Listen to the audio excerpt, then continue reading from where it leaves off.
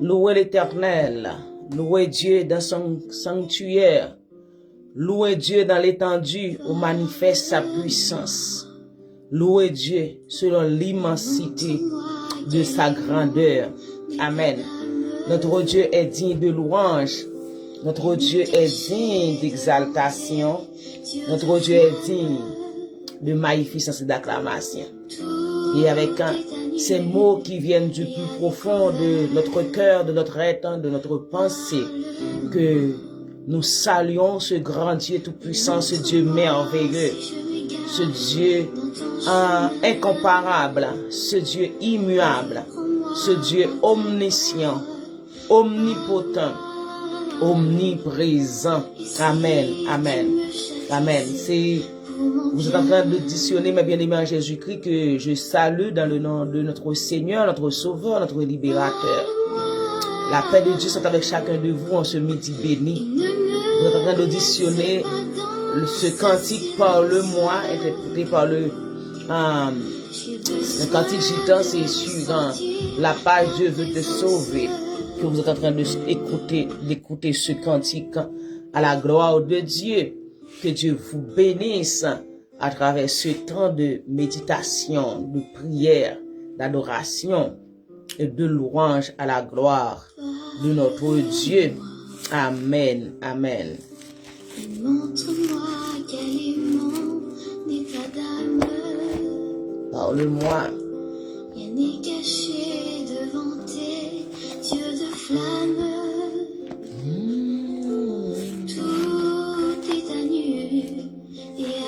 Tout à nu à découvert devant Dieu. Parle-moi. Parle-moi, Seigneur. Parle-nous, Seigneur. Tu as une parole spéciale, toute particulière pour chacun de nous en ce midi. Parle-nous, Seigneur. Parle-nous. Amen.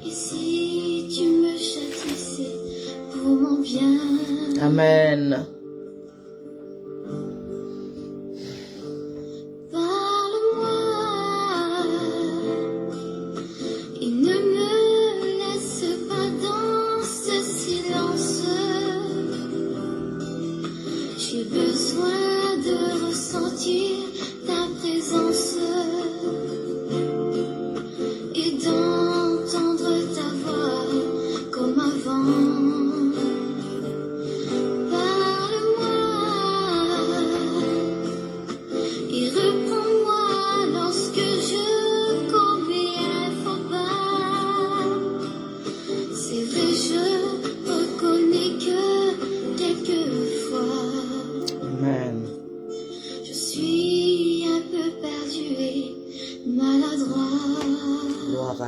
Gloire à Jésus. Alléluia. Gloire à ton Saint-Nom béni. Père Saint adorable. Éternel, notre Seigneur, que ton nom est magnifique sur toute la terre. Que ton nom est magnifique dans notre vie. Ta majesté s'élève au-dessus des cieux comme elle s'élève dans notre cœur, dans notre âme, dans notre pensée. Oh Seigneur, nous voulons te louer, t'exalter, te magnifier, t'acclamer, te célébrer en ce midi béni. Oh, ta louange sera toujours dans notre bouche tout le long de notre existence sur cette terre. Oui Seigneur. Oui Seigneur. Nous chantons et nous chanterons ta gloire. Advienne que pourra, nous célébrons ton nom et nous célébrerons ton nom à toujours et à perpétuité. Merci Seigneur pour cette grâce qui nous est offerte d'entrer en ta présence bénie pour t'adorer, te louer, te magnifier, pour te prier, pour répandre nos plaintes, nos supplications à tes pieds. Mais aussi Seigneur, pour t'entendre nous parler. Sois avec nous, Saint-Esprit du Dieu vivant. Remplis-nous de ta puissance, de ta présence, de ton onction. Remplis-nous et parle à nos cœurs, parle à nous. Au nom de Jésus. Amen. Amen. Salutations à notre sœur Marie-Vence Berger qui est branchée avec nous. Dieu te bénisse, ma sœur bien-aimée. Le Seigneur est avec toi. Amen. Amen.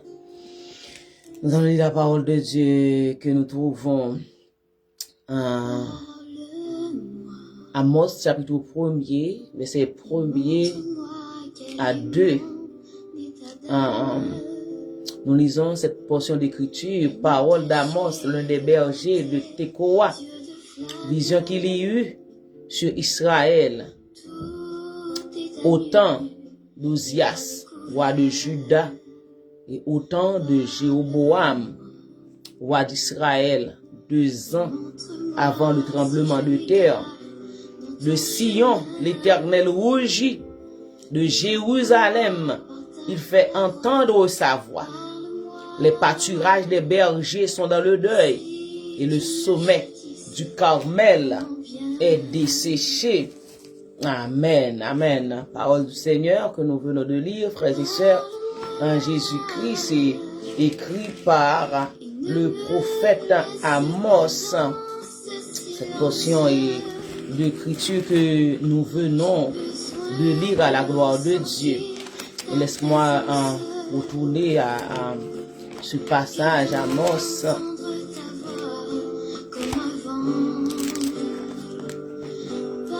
Amos. Donc, Amos, on fait un petit rappel sur Amos, sur cet ouvrage, c'est ce livre prophétique.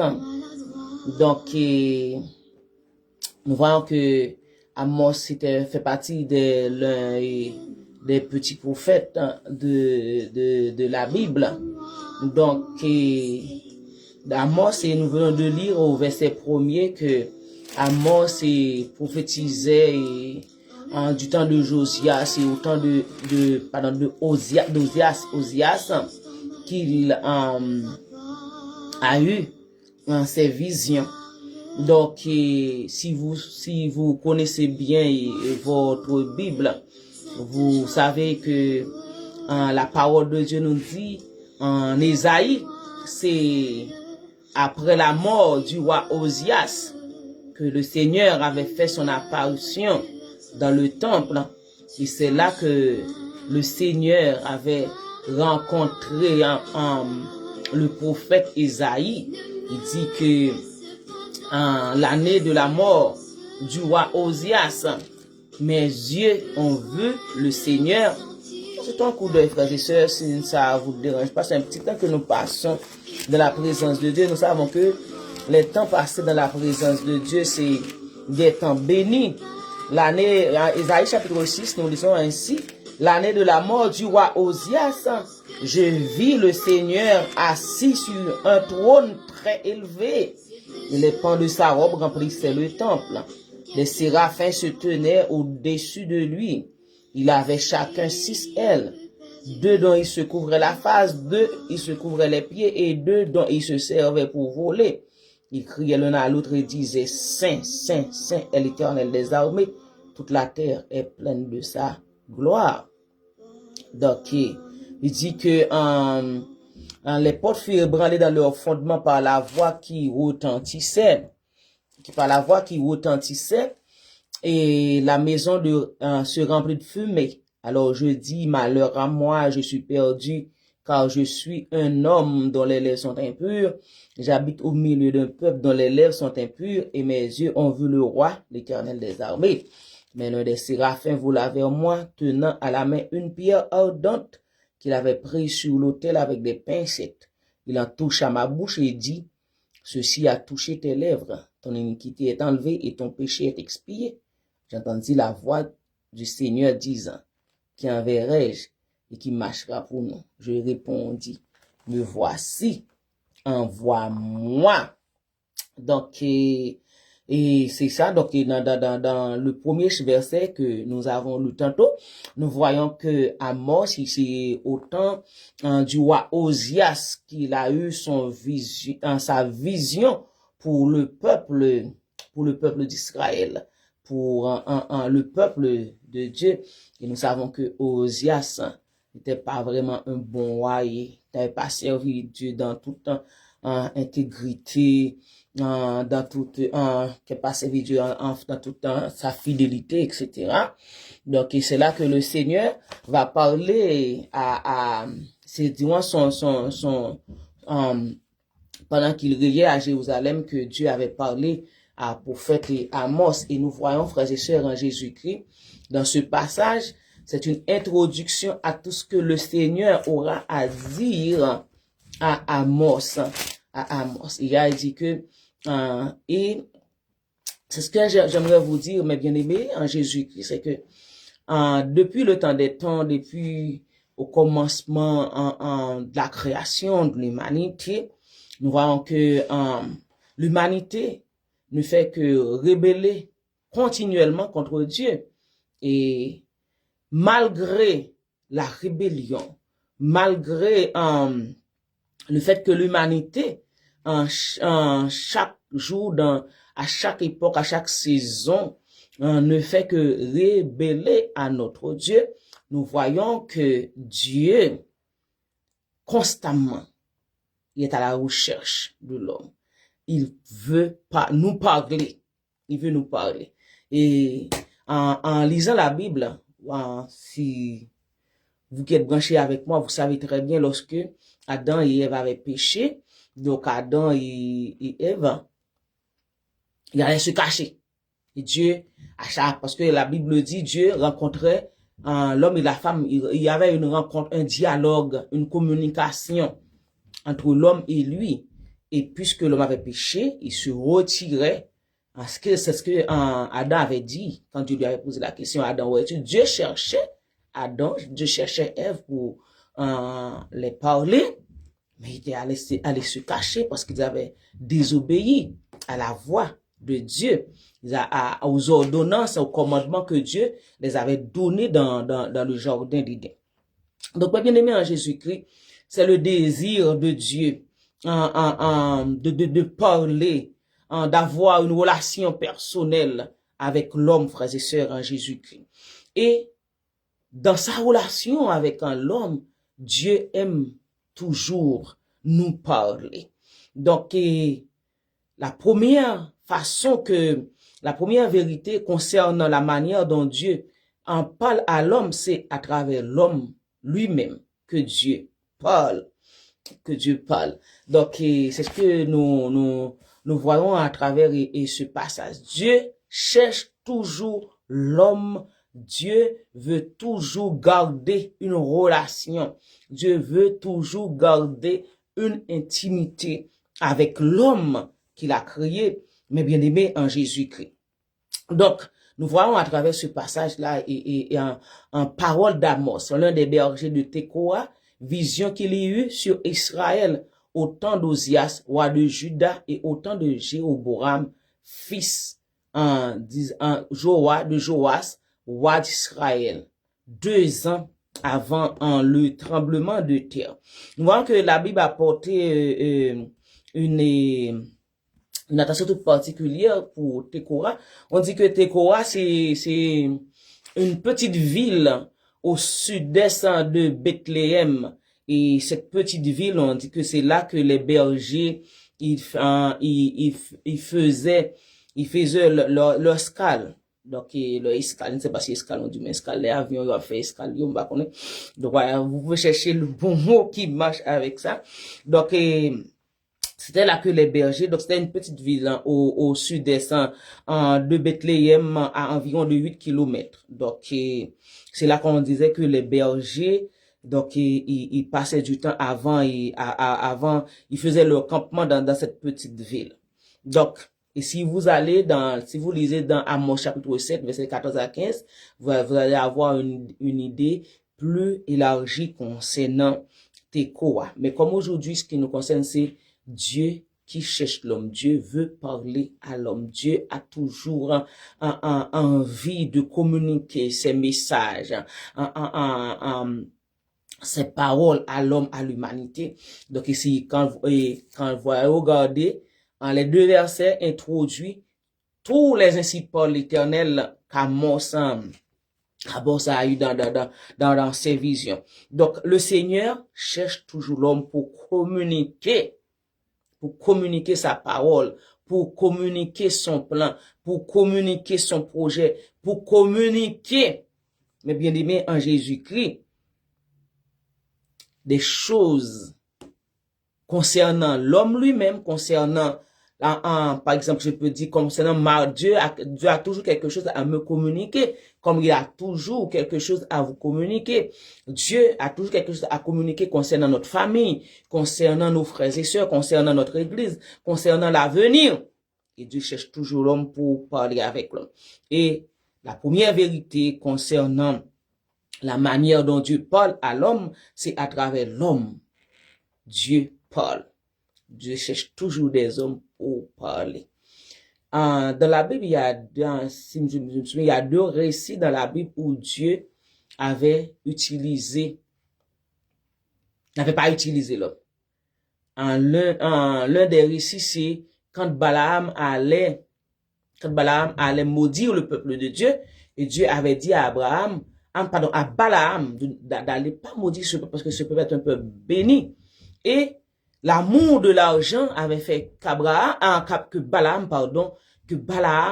avait scellé son âne pour aller maudire le peuple de Dieu. Et puisqu'il avait désobéi à la voix de Dieu, donc le Seigneur, sur le chemin, avait placé son ange avec son épée nue à la main pour détruire Balaam.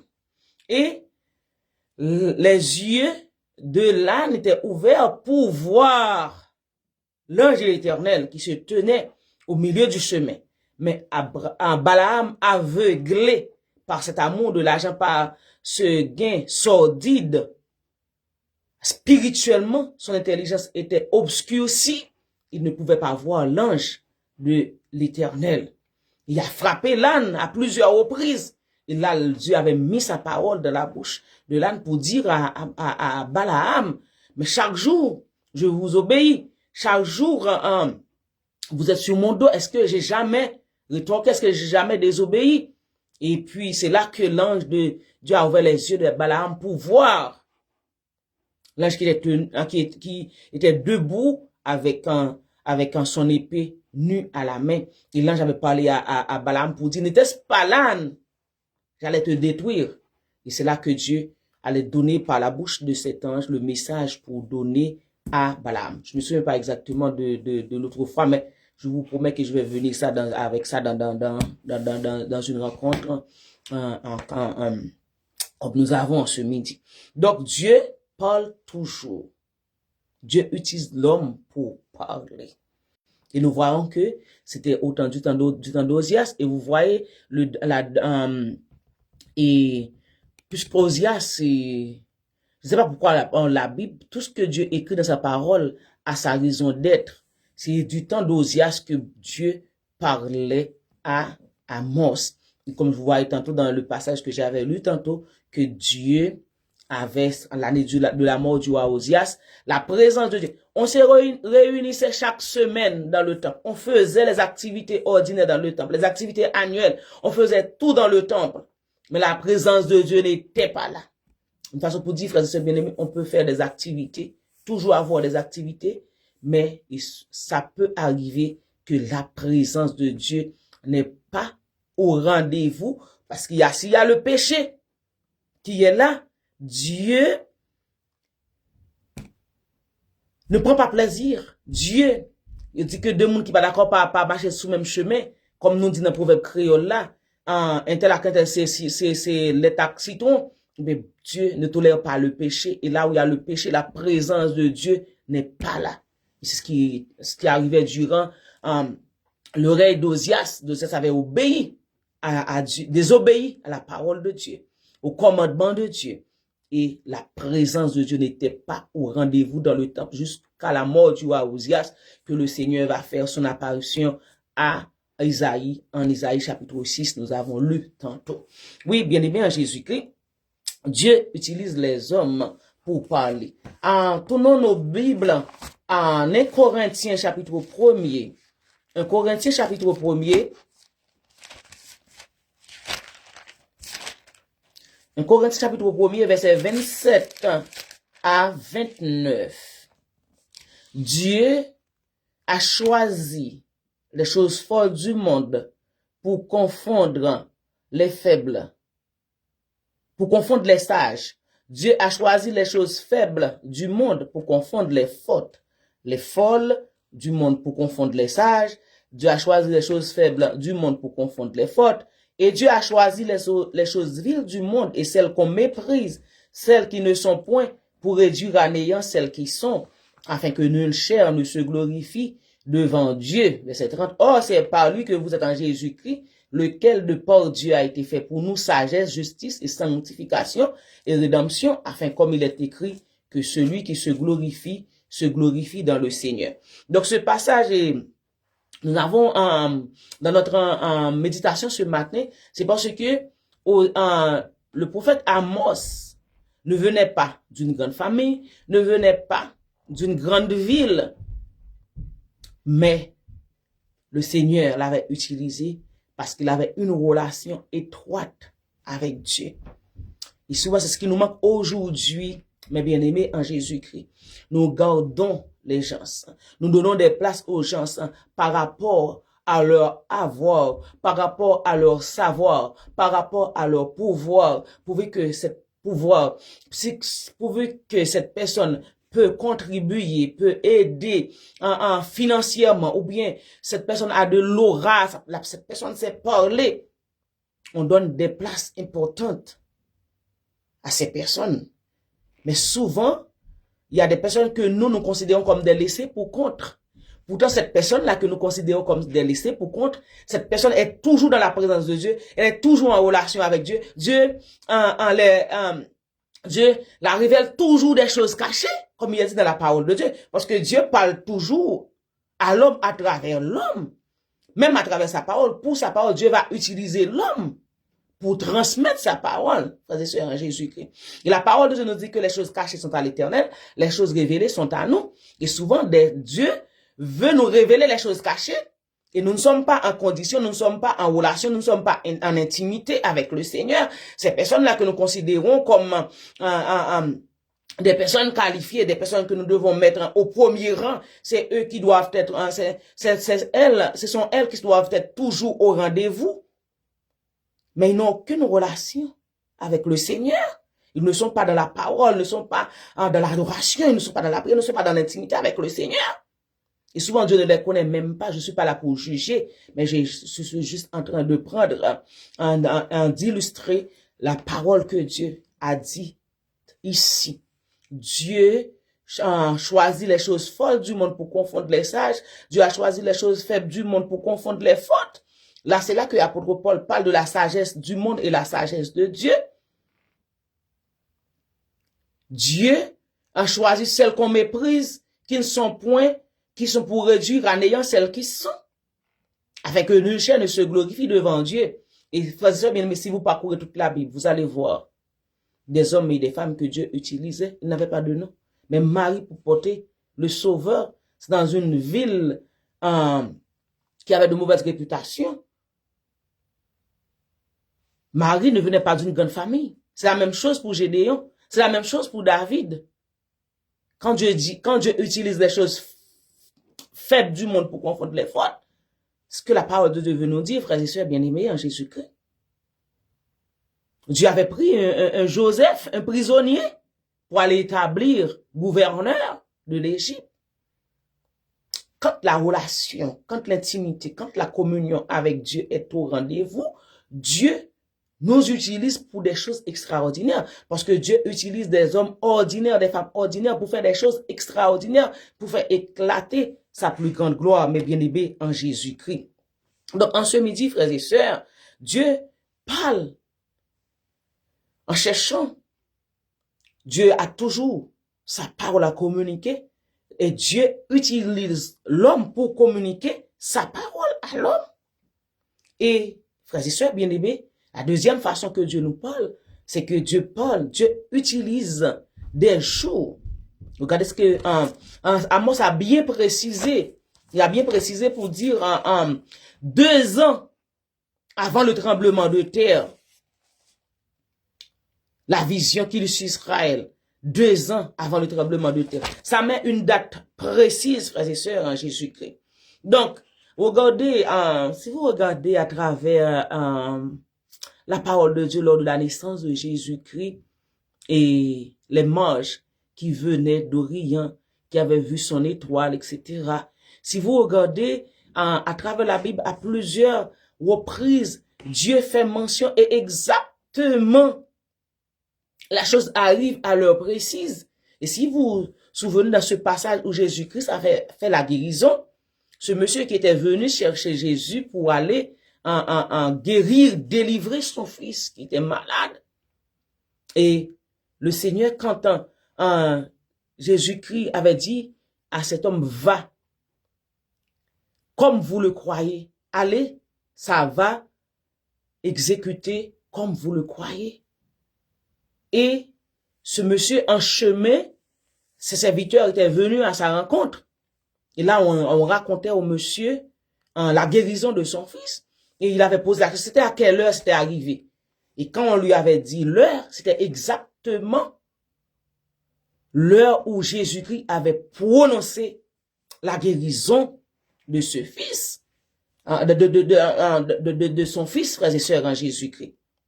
Donc, c'est ce que Dieu nous montre ici. Il dit que verset 160 ans, verset 160 avant Jésus-Christ, il y avait eu un tremblement de terre dévastateur qui s'était produit dans cette région.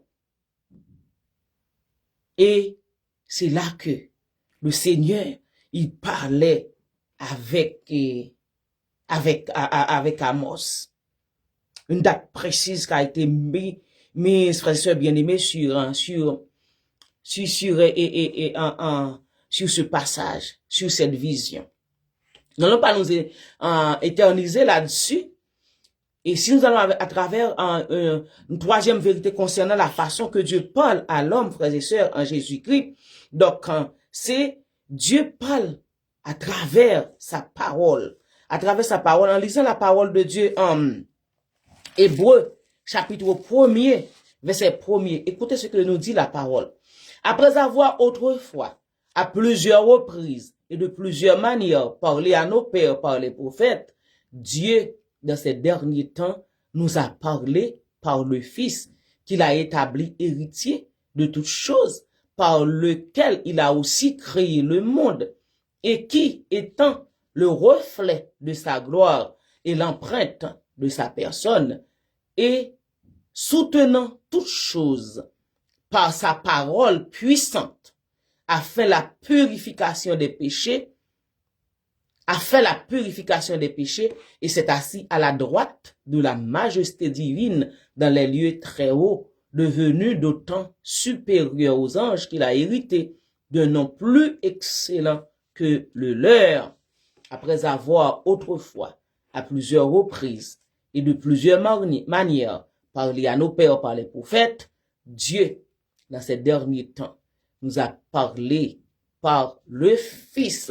Et la parole de Dieu nous dit en Jean chapitre 1er, au commencement était la parole, et la parole était avec Dieu, et la parole était Dieu. La parole, elle était au commencement avec Dieu. Toutes choses ont été faites par elle, et rien de ce qui a été fait n'a été fait sans elle. En elle était la vie, et la vie était la lumière des hommes. La lumière, lui, dans les ténèbres, et les ténèbres ne l'ont point reçue. Au commencement était la parole, et la parole était avec Dieu, et la parole était Dieu. Toutes choses ont été faites par elle. Cette parole, Jésus-Christ, la parole incarnée, et rien de ce qui a été fait n'a été fait sans elle. Oui, frères et sœurs bien-aimés, Dieu nous parle à travers l'homme. Il utilise l'homme pour parler, et Dieu, quand il parle, il donne des dates précises pour accomplir son plan, sa destinée, son projet. Mais bien aimé en Jésus-Christ, et nous voyons dans ce passage encore, Dieu parle à travers la parole faite chair, Jésus-Christ, la parole incarnée, mais bien aimé en Jésus-Christ. Donc c'est important pour vous et pour moi, cette parole vivante, cette parole puissante que vous et moi, nous possédons.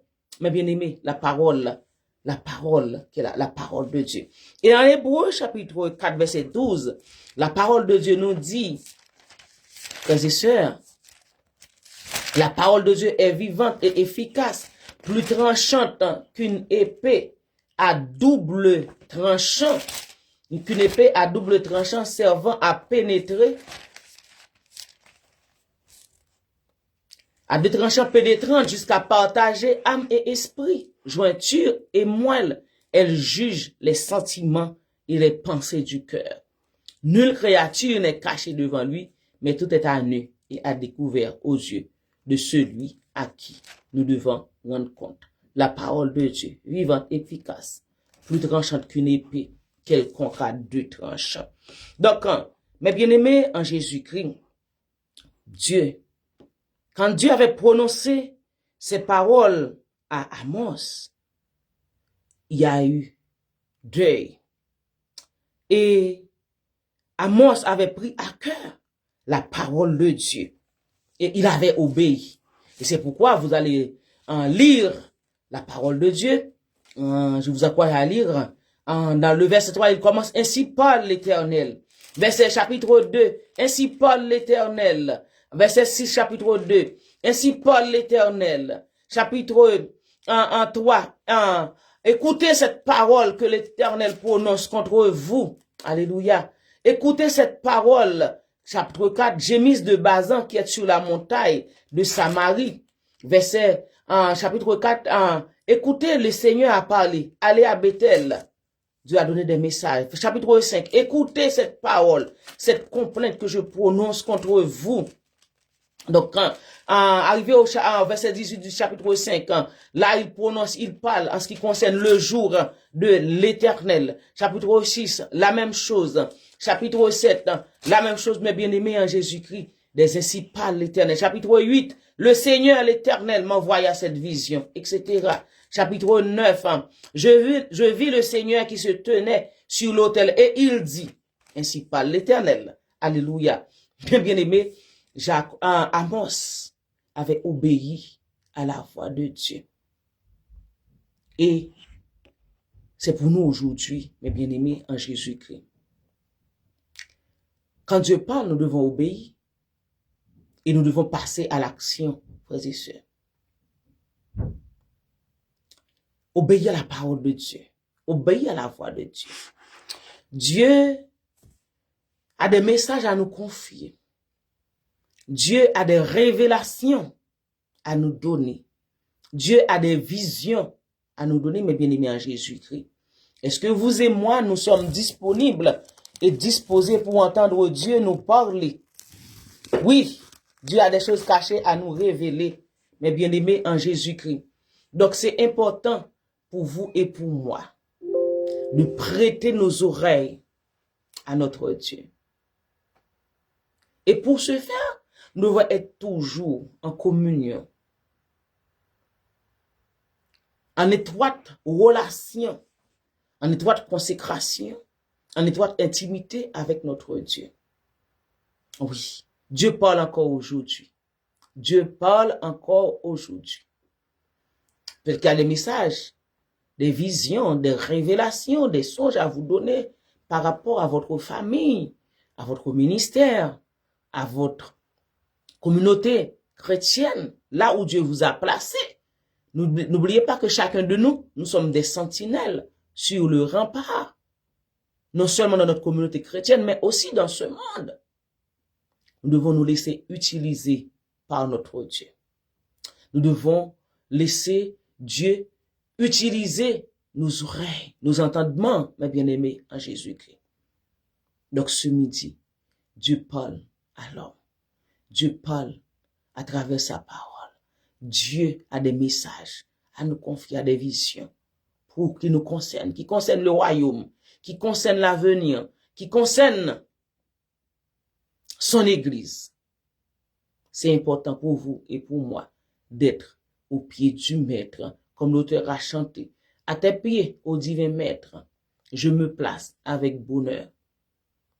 Parle pour que j'obéisse à tes ordres aussitôt, à tes enseignements divins. parle. L'auteur vient de chanter pour nous, parle-moi. Oui, parle-moi. Dieu veut nous parler et mettons-nous à sa disponibilité pour qu'il puisse nous parler, nous utiliser pour faire avancer son royaume, mes bien-aimés. Qu'il en soit ainsi pour vous et comme qu'il en soit ainsi pour moi, ta sœur en Jésus-Christ. Alléluia. Gloire à Dieu. Parle-moi. Parle-moi, Seigneur. Parle-nous. Parle-nous. Comme Marie s'asseyait à tes pieds. Nous sommes à tes pieds, Seigneur. Notre sœur bien-aimée, Carmel Procien, notre sœur Lucianette, notre sœur Marie-Vence, notre sœur Myrène, notre pasteur Sergo, et chaque personne qui est ici présente en ce midi, Seigneur. Nous voulons t'entendre nous parler. Ainsi parle l'Éternel. Concernant notre génération, Seigneur, tu as des messages. Voilà pourquoi nous devons nous soumettre à l'autorité du Saint-Esprit pour nous utiliser dans cette génération. Oh Seigneur, nous sommes des porteurs, des porteuses de ce flambeau. Le flambeau, oh la lumière de l'évangile de Jésus-Christ pour éclairer ceux qui sont dans les ténèbres. Parle-nous, Seigneur. Oui, utilise-nous, Seigneur. Fais de nous comme bon te semble notre Dieu. Permets à ce que notre vie puisse témoigner ton Saint-Nom. Et que nous soyons toujours, Seigneur, disponibles et disposés à faire ta volonté. Tu ne vas pas nous efforcer, Seigneur. Mais ce que tu veux de nous, que nous soyons disponibles et disposés. Tu ne vas pas nous forcer à aller, Seigneur, à l'instar au Tout-Puissant, en de Jonas, Seigneur. Mais tu veux que nous soyons bien disposés et disponibles. Seigneur, tu veux que nous soyons malléables entre tes mains, Seigneur, pour faire de nous ce que tu veux. Bénis tes serviteurs, Seigneur, ce midi. Bénis tes servantes qui sont avec nous. Seigneur, tu connais, leur attente, notre Dieu. Nous voulons entrer dans notre destinée. Seigneur, nous savons que des cimetières ont rempli des visions, des rêves, Seigneur, des messages que tu avais donnés à tant d'hommes, tant de femmes, Seigneur. Nous voulons, Seigneur, être utiles dans notre génération, notre Dieu. Et nous ne voulons pas passer à côté de ton plan, de ton programme, de ton projet pour notre vie. Seigneur, nous voici entre tes mains. Bénis-nous spirituellement parlant.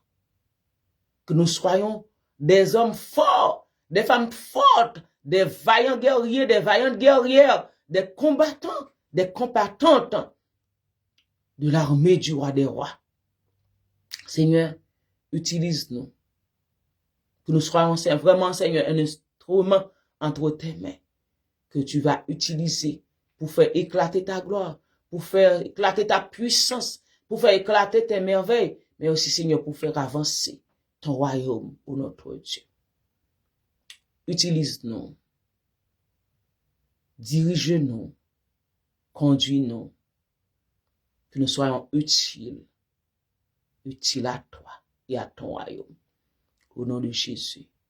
Amen. Amen. Take my life. Lead me, Lord. Take my life. Lead me, Lord. Make my life useful to you. Take my life. Lead me, Lord. Let my life lead me, Lord. Make my life useful to you. Take my life. Teach me, Lord. Take my life. Teach me, Lord. Make my life useful to you. Take my life, teach me, Lord. Take my life, Teach me, Lord, make my life useful to you. Here am I, send me, Lord. Here am I, send me, Lord. Make my life useful to you. Here am I, send me, Lord. Here am I, send me, Lord. Make my life useful to you. Seigneur, prends notre vie. Fais que notre vie soit utile à toi. Seigneur, enseigne-nous par ton Saint-Esprit, notre Paraclétos. Permets que notre vie soit utile à toi. Nous voici, Seigneur, envoie-nous. Permets à ce que notre vie soit utile à toi et à ton royaume. Au nom de Jésus. Amen.